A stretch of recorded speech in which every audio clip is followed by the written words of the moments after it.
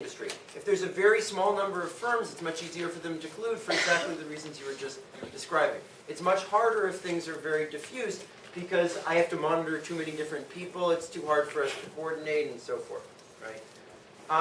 If demand is constantly changing, if some firms are getting higher demand some years, some firms are getting lower demand other years, then it's hard to know whether the other person is cheating and stealing my demand or whether there's just natural fluctuations going on.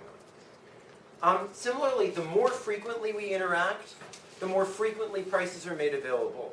The easier it is to collude because it makes it really easy to quickly figure out that someone else has cheated and quickly punish them, right?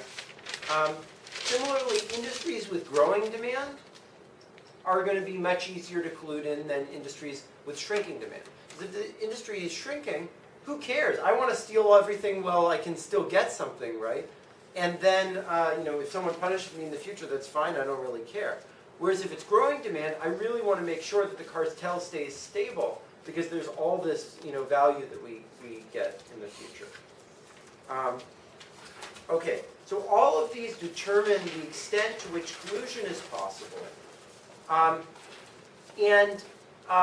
Usually the way that deterrence of collusion occurs is by us engaging in a price war. If you lower your prices, I lower my prices in the future. If you increase your quantity, I increase my quantity in the future to punish you.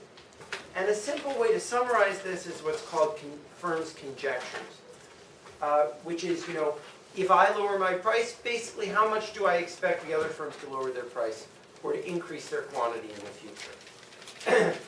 And this is determined by Stigler's factors, and you can incorporate this into a model like we had in the beginning of the class by having what's called conjectural variations. This is a sort of parameter that captures how much, when I change my prices, I expect other people to change their prices or their quantities, right?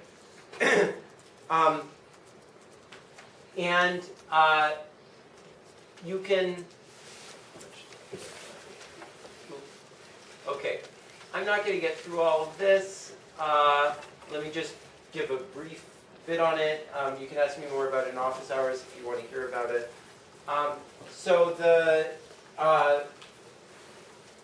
Basically what you can do is you can imagine that when I change my quantities, I expect other firms to change their quantities.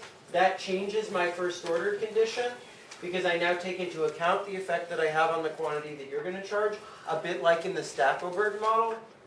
And then you can just stick that in and resolve our little example again. So sorry I didn't get to that.